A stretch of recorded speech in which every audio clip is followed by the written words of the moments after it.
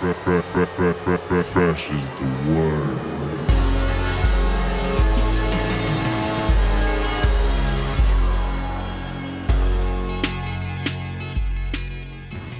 Welcome to the Fresh is the Word podcast. I'm your host, K Fresh. This is episode 25. Yes, we've hit the quarter of a century mark. It's April now, and guess what? It's still freezing in Michigan. What the hell? It's supposed to be spring by now, and it's still in the 30s. We got teased by warm weather last month, so I have no idea what's going on. And I'm finally over this I suspected freaking food poisoning. I feel like I got like the same day that I dropped the last podcast.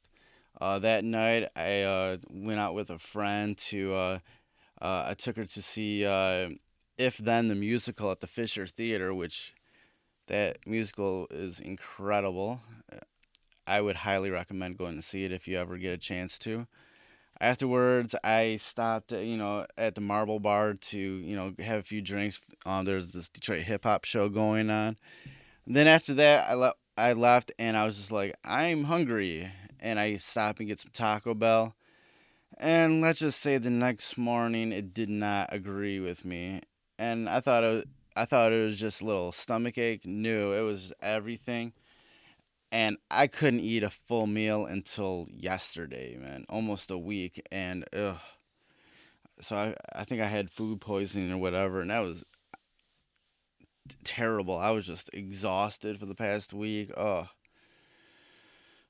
that's something I definitely do not want to go through again. I think I'm going to change my eating habits up totally now, uh, because I put two and two together, and long story short, like the more I eat the stuff that I've been usually eating, the more often I get sick. Various things, colds, flus, or whatever. There's a time a few years ago when I was in that horrible relationship with this girl that I was barely eating. I was eating whatever I could eat, but I wasn't eating that much. Yes, I was feeling shitty because I was stressed out all the time and emotionally drained and beaten, but I wasn't getting sick at all. I wasn't getting flus or colds or whatever. I think that was because I was just eating less, and whatever causes me to get sick or colds or flus, that level of food wasn't going into my system to cause that. So I don't know what was going on, but I think I'm just going to. This is a good time to reassess what I'm eating.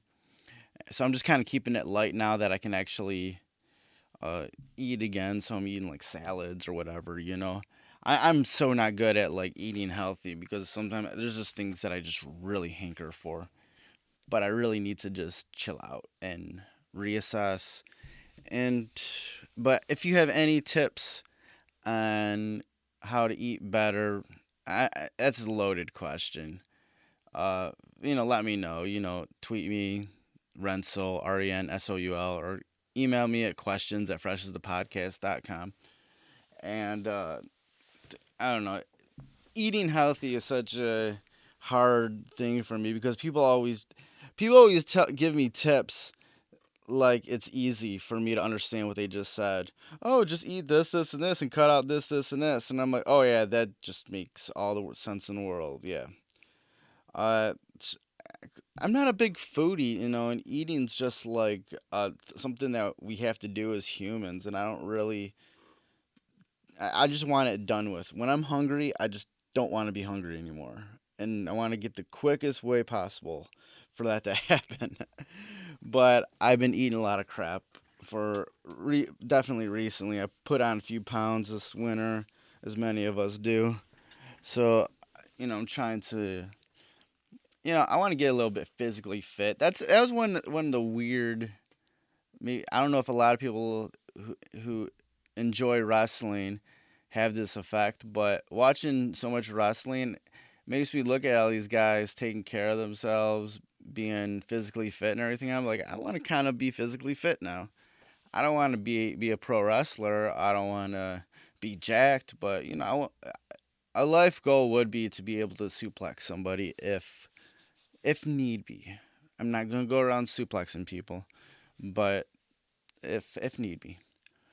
Speaking of wrestling, I couldn't think of anything else for the past week or so because this past weekend was WrestleMania weekend, and boy, it was a doozy.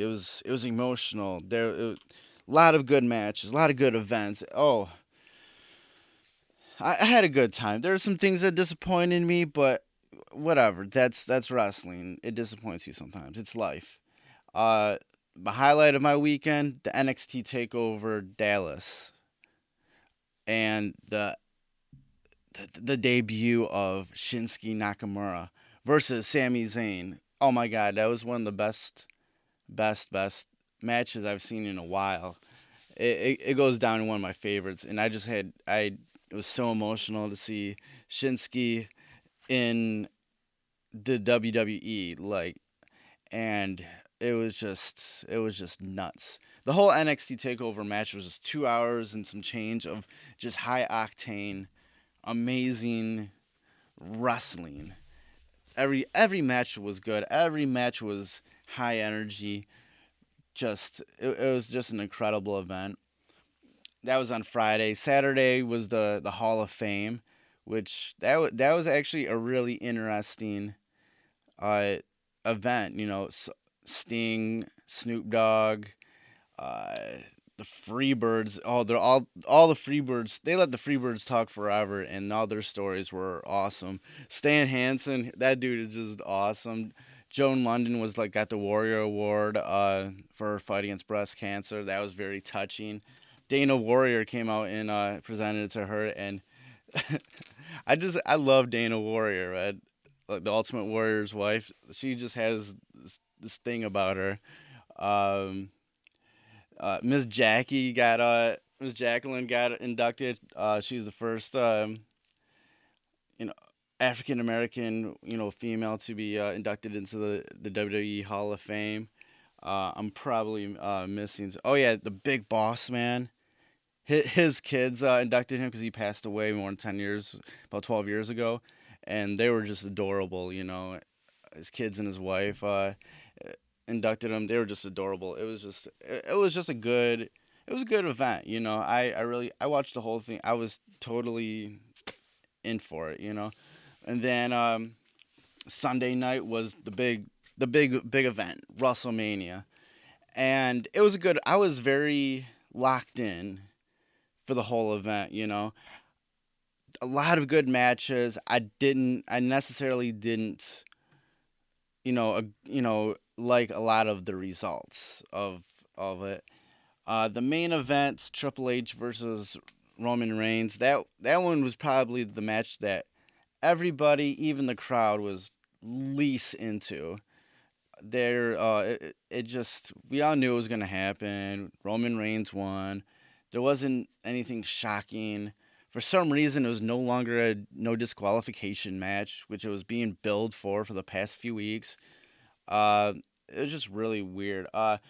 Best part of the night was when during the 7-man ladder Intercontinental title match, the Zack Daddy himself, New Zack City, Zack Ryder won it. He got his WrestleMania moment, and that's it. It is kind of a shocking, strange person to win, but that dude has been so loyal to the company, even though he's been shitted around and jacked around and just never given a really good push and he did a lot of great spots during that match, dude. It was great. So I'm super happy. He definitely deserved it, man. Super happy for Zack Ryder for getting his WrestleMania moment. That's what every kid who ever wants to be in wrestling dreams about, getting the WrestleMania moment, and he finally got his. The best match of the night though was definitely the women's title, the rebranding the Divas title into the women's title finally. I always hated the Diva title, and it definitely with that butterfly looking belt. It just so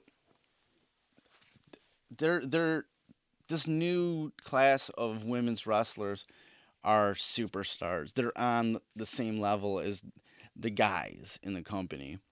So why it's almost belittling them to have this Divas thing with this butterfly thing. I know some people, want, there is people who feel empowered by doing the whole diva thing. It means power or whatever, but whatever. It's a little belittling, I think, to have them to separate them in such a specific term. So they rebranded it, the women's title, gave a whole new look of the title. The title looks like the WWE title, but is a white strap and has some other nuances about it. But it's finally a little bit more equality in regards to treating the women as superstars in the WWE.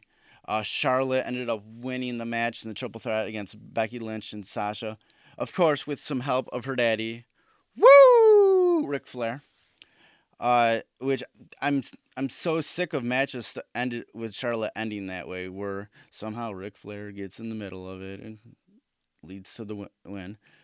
But Sasha Banks, she came out to the ring with her cousin Snoop Dogg. He was rapping on the way down, and she had her clothing inspired by her favorite wrestler of all time, Eddie Guerrero, and she even used some Eddie Guerrero moves in the match. There's this one time when Charlotte had Becky Lynch in a figure four leg lock, and out of nowhere, Sasha Banks comes through with a perfect Eddie Guerrero's frog splash. And then there's another time when I think Charlotte was outside, and Sasha Banks does a suicide dive with a flip outside. Man, Sasha Banks is such a star, but I was super disappointed that Sasha or Becky didn't win. If Sasha Banks would have won the women's title, man, I would have got super emotional, man. I might have cried. Like, for real. It was that emotional. Then that leads us to Monday night, the Raw. The Raw after Mania is usually one of the craziest ones ever of the year. It's supposed to mark a new year, a new season, new beginnings. And it was kind of a weird night because at WrestleMania, Shane McMahon lost to The Undertaker, so he didn't seize control of Raw and totally. But on Raw, Vince McMahon still let Shane McMahon run it for one night only to see what he got, whatever. It was kind of the thing was, it didn't really seem like it made a difference because Shane McMahon's presence wasn't super felt visually throughout the night. But there was a lot of NXT debuts on Raw. Apollo Crews, Baron Corbin. Baron Corbin won the Andre the Giant's Battle Royal at WrestleMania. He beats Dolph Ziggler. I was never a Baron Corbin fan. I really kind of hated him before. But he's finally starting to get comfortable in this character of his, and I'm really starting to like him. One of the best debuts was of the Kings of Staten Island, Enzo and Cass. They came out after the Dudley Boyz Usos match, and they started ripping into the Dudley Boys, and it was hilarious, and it was everything that we ever would think a Enzo and Cass debut on Raw would be. Big things for those guys. It was hilarious. The ending of Raw was where the best time of the night was. It ended with a fatal four-way match, which, rooted from beginning of the night when Roman Reigns came out and said, he pretty much challenged anybody to the world title. So, Sami Zayn came out, Kevin Owens came out, Jericho came out, and AJ Styles came out, and then they started brawling or whatever. Later on in the evening, when Sami Zayn was doing an interview backstage, Kevin Owens attacked them, and he got knocked out of the match.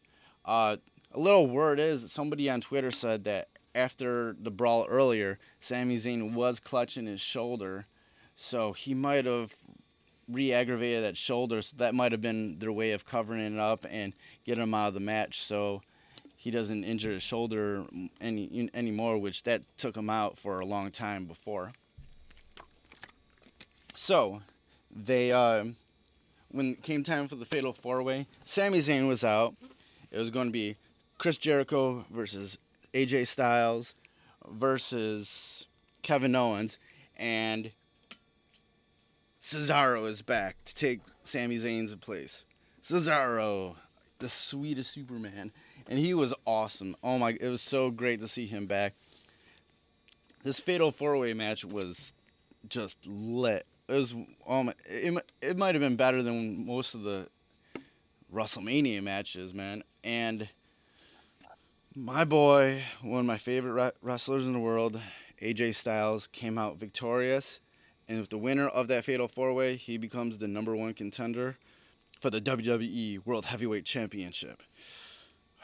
So soon, I don't know when, we will have AJ Styles versus Roman Reigns. And that ended WrestleMania weekend. And now I'm sad. It's like post-WrestleMania depression right now. And, oh my God. And just on another note, I was a little sad. Zack Ryder lost his IC belt to The Miz on Monday Night Raw. So he hit it for one night. But he's getting a rematch on SmackDown. I don't know if they're going to go back and forth or whatever, but we'll see. But I can't talk about any more WrestleMania or I'm going to get more choked up. We have a good show for you today. We have a hip-hop producer out of Queens, New York. Goes by the name of Supa Dave West. He is most notably known for his work with Dilla ever since the Grind Date album. He's currently executive producing their newest album that they got off the ground by an enormously successful Kickstarter campaign. So they're currently working on that. We talk about that when we should be looking out for that. He's worked with the likes of, Talib and E40 and Michelle and Deglicello, among many others. And we get into, who he's been working with, how he's been working with De La Soul. He did do some work on with Jay Dilla on the Diary album that's finally coming out that was supposed to come out back in 2002 on MCA. So he's worked with he's low key worked with a little bit of everybody in hip hop. So it's been so we had a great talk about all that. And let's get to the interview with Supa Dave West. Yeah. First off, thanks for taking the time out to do this interview for the podcast. No doubt. Cool. Yeah. Pleasure is all mine. No doubt. So, a big subject going on right now is definitely the passing of Phife Dawg from Tribe Called Quest. What did Tribe Called Quest mean to you? Do you have any personal stories about Phife or the Tribe Called Quest? Yeah, that's a touchy one because I'm still mourning Phife, and just the way everything is pushed, the speed in which everything is pushed, man. It's like I'm not ready to really talk about him or party over him or, you know what I mean? Like, he's not even buried yet, you know what I mean? Definitely. Yeah, I know. But he did touch my life. I mean, he is responsible for me. There are a lot of ties there, like from just being in childhood. A lot of us ran in the same circles, went to church together, stuff like that. And Queens is a big old neighborhood, and that's why it felt the way it did from the start. It felt very natural because it was a neighborhood in that way. But directly, his contribution into his, the seed that he sowed into my career is kind of introducing me in a roundabout way to De La. And I had a record deal that went through Ali and Tip, so there was a lot of close alliance or whatever. But God bless the dead, Yeah, definitely. He was definitely. I know I didn't really answer that dead on, but that's the best I could really do. Oh no, that's all right. That's all right. He's definitely influential, and it is a very touchy subject right now because there's so much emotion tied to that group with all of us hip hop fans throughout the years. was pivotal. It was a pivotal change that happened when they came through. When a couple of groups came through, but them in particular, Tribe I'm referring to, you know, for us, that was a certain paradigm shift. Yeah, definitely, because it was like there was like a transition between sort of one golden age of hip hop to another, and they were in the middle of that while everybody was trying to dust off all the sort of glamour and excess of the 80s.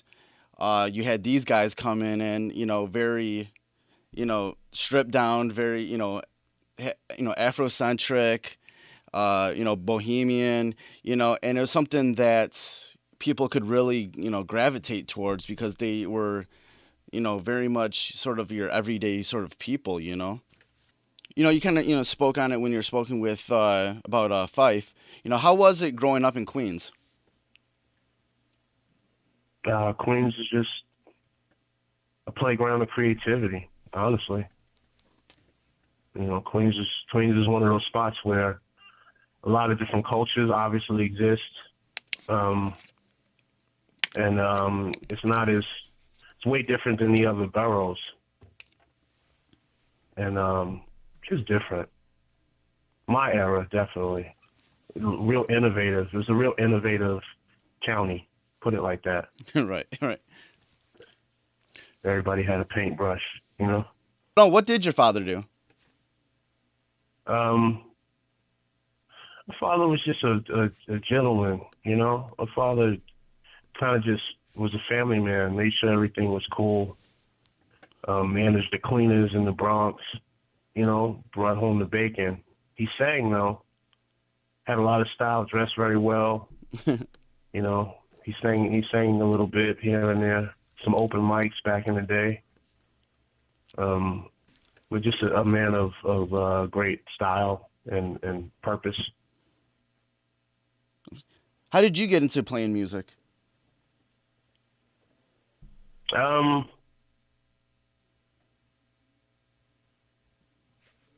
was a little frustrated. I was a little frustrated, like, early on in life, and had a lot of stuff I was going through emotionally, and the music just was an escapism at first, and then it became a serious hobby, and then it became a serious profession.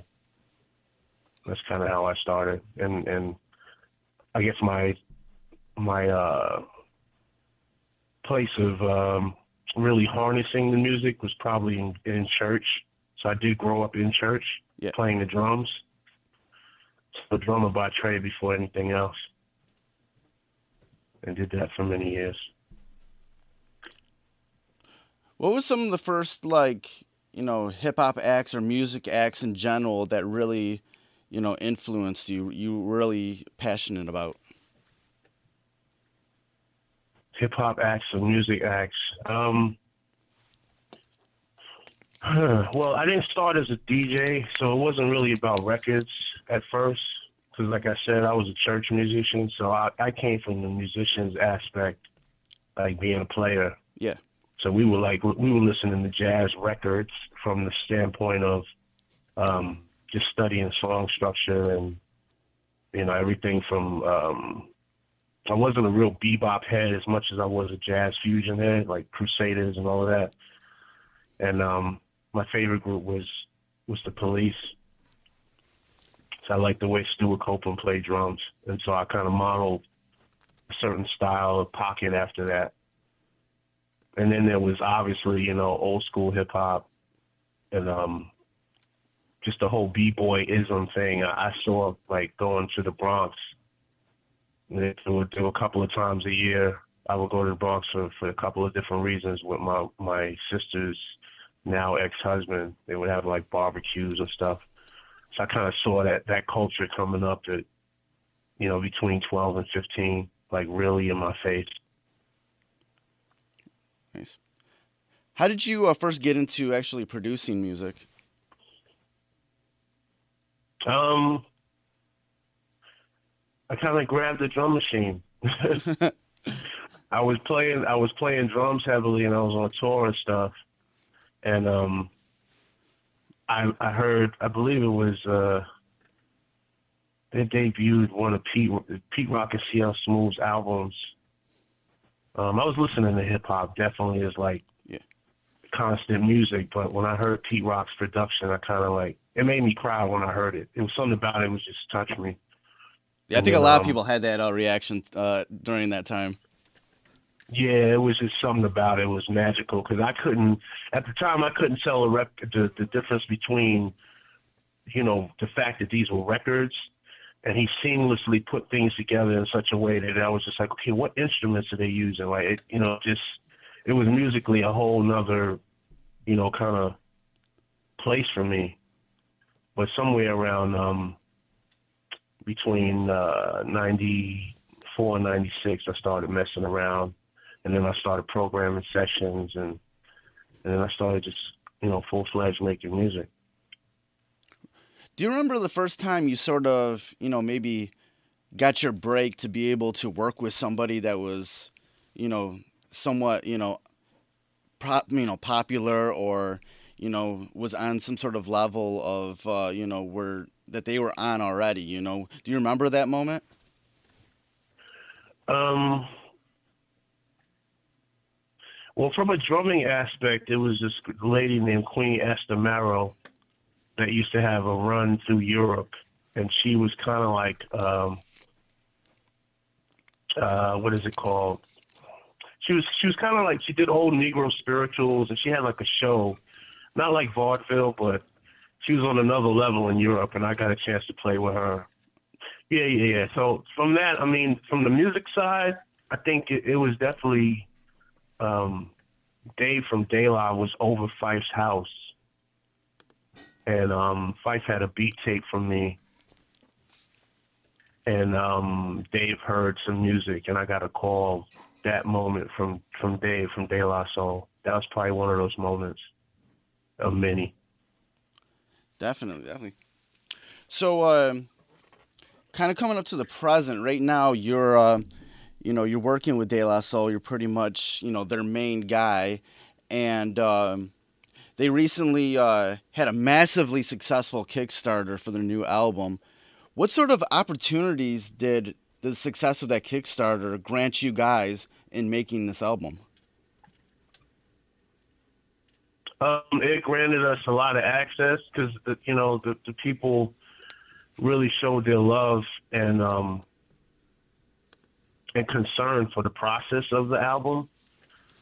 So it allowed us to really comfortably make a good piece of work without any timelines and without certain things. I mean, it's timelines with Kickstarter, but like to make it like the process of booking the sessions and how we needed to structure things. And we did a lot of jam sessions that turned into source music.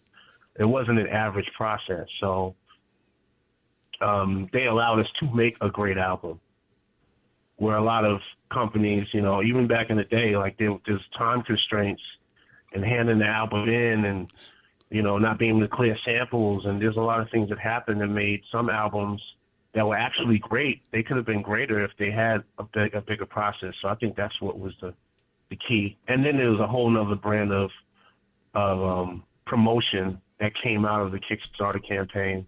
That was a pleasant surprise, I think, to the crew. We touched people from a whole nother angle and made the awareness big from that angle, not just, your average promo. It's kind of a brave new world out here. Yeah, definitely. And talking about the fellas of De La Soul, recently I caught Prince Paul on the Combat Jack podcast talking about the early days working with a very green De La Soul. He had to really pretty much lead the way for these guys. But now you're sort of kind of in that position now with a much more definitely seasoned legendary group. How is it working with those guys now?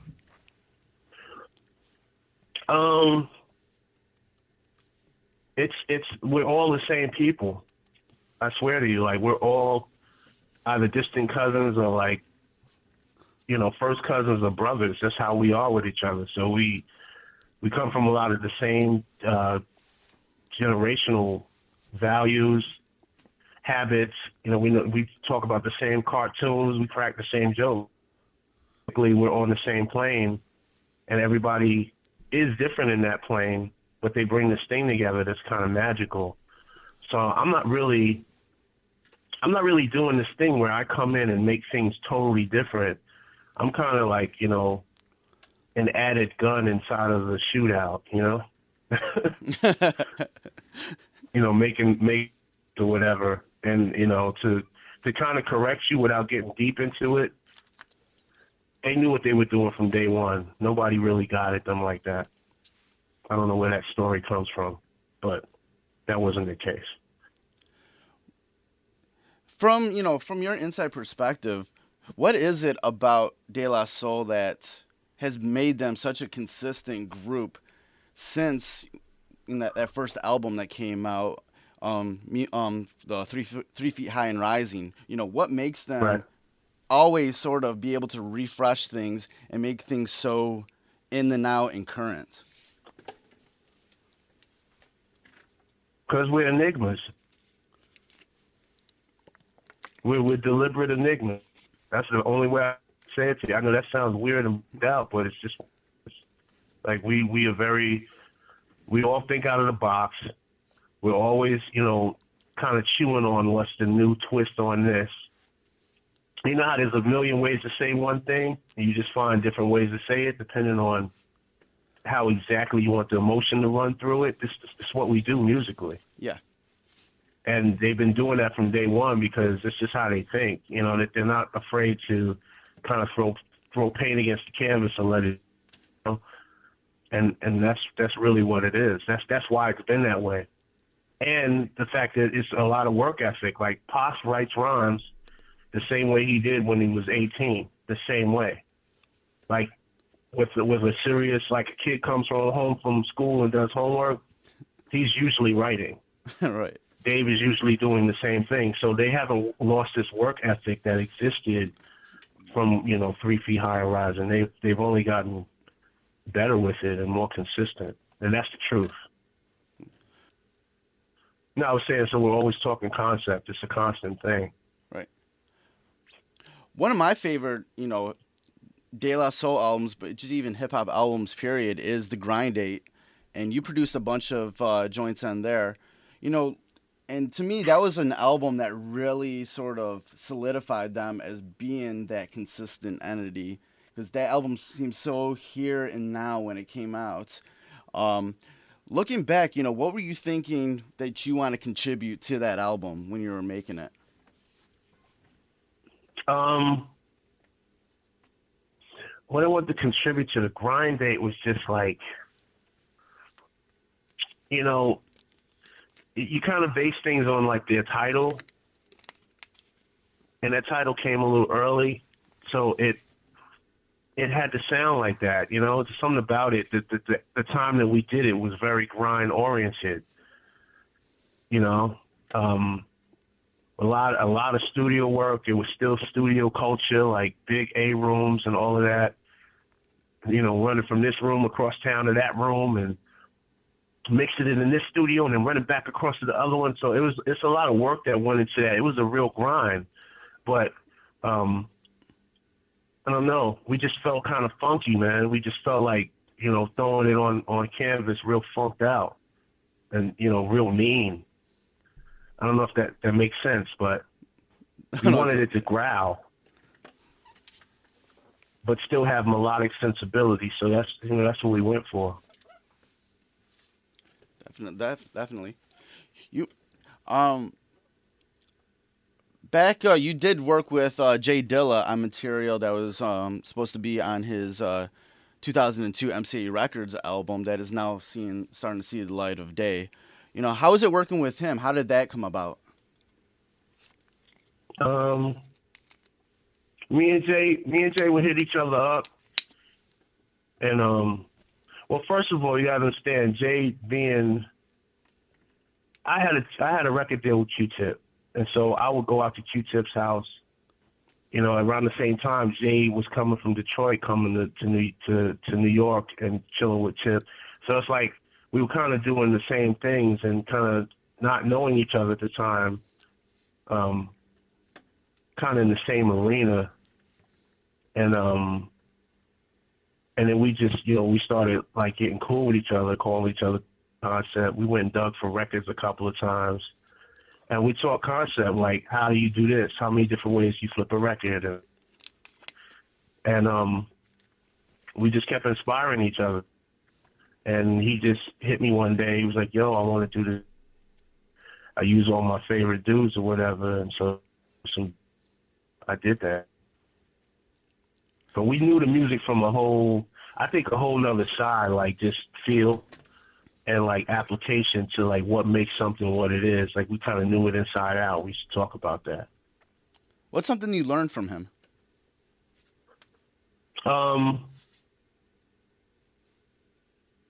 Like Jay just was addicted. I was addicted to it in the same right, but from Jay, it's just like he worked like extremely hard. And he did things on purpose, but I think if there was any room to just be creative, it was about being creative to find like what you wanted. As long as you kept working, you kept knocking out beats and kept knocking out concepts, you just kind of fall into great moments. And he kind of taught me that, you just got to keep grinding. Definitely. Yeah, and over the years, you've gone on to, work with a slew of, popular artists, both hip hop and beyond. Who's been some of your favorite people to work with? I like working with Michelle and Dilla Shallow. That was cool. What was that experience like?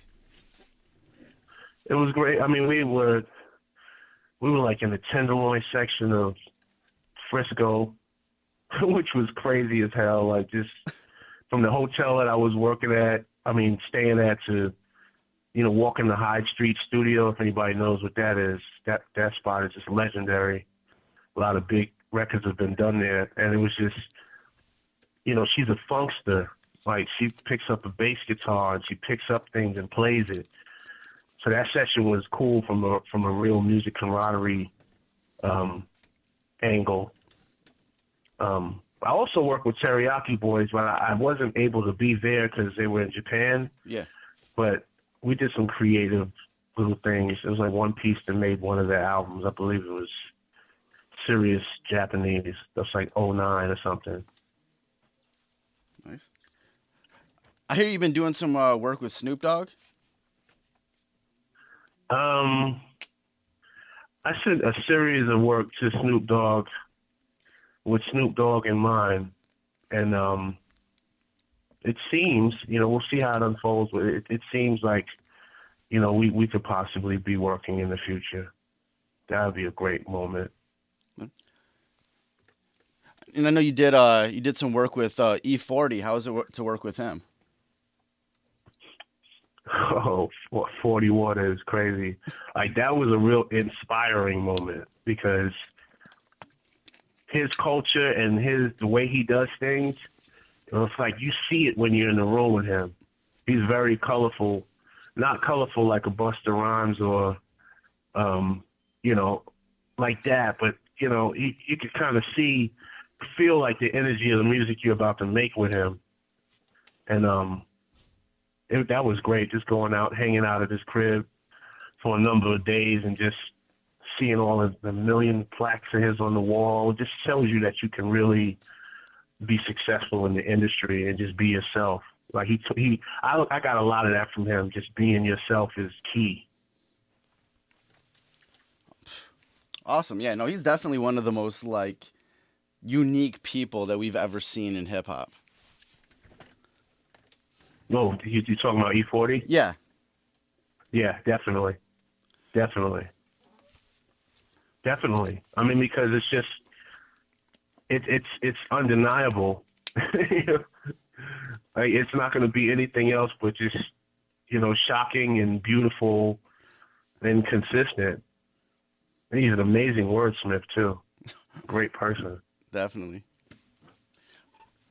Is there anybody that you still have not worked with yet that you would love to just do something with?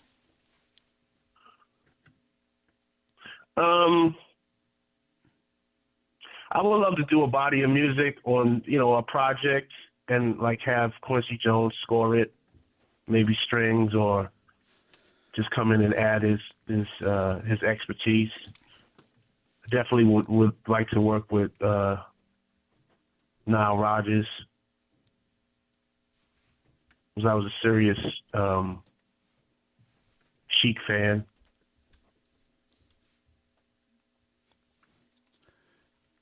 Do you remember that sort of time? Not necessarily like when you had like that first break or whatever, like I asked before, but a moment where you're realizing, hey, this music stuff is something that I could probably do for the rest of my life and possibly live off of it. Do you remember that time? Nah, I really don't. I've always been kind of living off music. So it's always just kind of been a part of you. That sounds crazy, but it's the truth. I've always been on some level living off music. I've never had a job in my life. I went from high school to touring. Wow, that's incredible. So I've been on the road since I got out of high school, and transitioned into a producer, and then transitioned into songwriter, arranger, and all that other good stuff. That's incredible. Well, thank you. So, kind of getting back to, what's going on right now. You're working on the De La Soul album. What's sort of is there any sort of loose timeline about when that's going to be finished and out? We're thinking probably June. Okay. June. Working on some treatments as far as video, getting ready to film a lot of stuff, and like that final wave of tying it all in, promotion and everything else. Probably June is what it looks like, what it's looking like. Okay, cool. And besides the whole De La Soul thing, is there anything else that you're working on? What's next for you? I'm working on a group situation that I'll probably be in with a couple of friends of mine. I'm trying to tread lightly with how I say it, but it's definitely going to be a big part of my expression, like what I bring to the table musically. And then I'm working also on a follow-up to an instrumental album that I did called Beatboxing. Okay. It's going to be called Spitboxing. So that's going to be a featured album with features on it. And then outside of that, I'm just I'm jumping into the mix engineer lane. I've talked to Bob Power and kind of like I was mixing with Bob Power on some of the records, and okay. He talked about bringing me in and kind of mix on the mix side of things. So I think I'm going to go into mix engineering. Oh, that'd be incredible to work with him. Hello? No, that'd be incredible to work with him. Oh yeah. Bob is just, there's no words for Bob Power. I mean, he's just somebody that you're blessed to have in your existence if it happens, Definitely. All right, man. That's about it for the interview, man. Thanks again for taking the time out. It was great to be able to talk about some things with you, talk about some hip hop with you, and what's going on with De La Soul and their album. So it was great to talk with you. Yeah, thank you, man. Thanks for hitting me up. I appreciate it. No doubt, man. You have a good day, and good luck with everything. Okay, man. Hit me back if you want to chat. So that was the interview with Supa Dave West. It was great to talk with him. Be on the lookout for that De La Soul album coming out later this year. If you'd like to support the Fresh as the Word podcast, you can go to our website, which is freshasthepodcast.com. And there's a link at the top that says support the podcast. And on that page, there is a PayPal link that you can donate to. Or there is a Amazon link on there that you can use anytime that you want to purchase anything on Amazon. Use that link, and after you make your purchases, Amazon will shoot some commission back to me. I'll just go to help the show. Also, I definitely appreciate all the listens, and if you definitely want to share the links to the website, freshasthepodcast.com, or any of the links on SoundCloud, that's definitely appreciated and will definitely help support the podcast. You can also reach Fresh is the Word on the social medias at Instagram and Twitter at Fresh is the Word 1. That's Fresh is the Word number 1. And on Facebook, you can go to facebook.com/freshasthepodcast and give us a like on that page. We're also on iTunes and Stitcher Radio, so go ahead and search Fresh is the Word on there and go ahead and subscribe to us. And it also would be very helpful if you go onto iTunes and give us a 5-star rating and throw some comments on there. Thanks for listening and see you soon. Fresh is the word.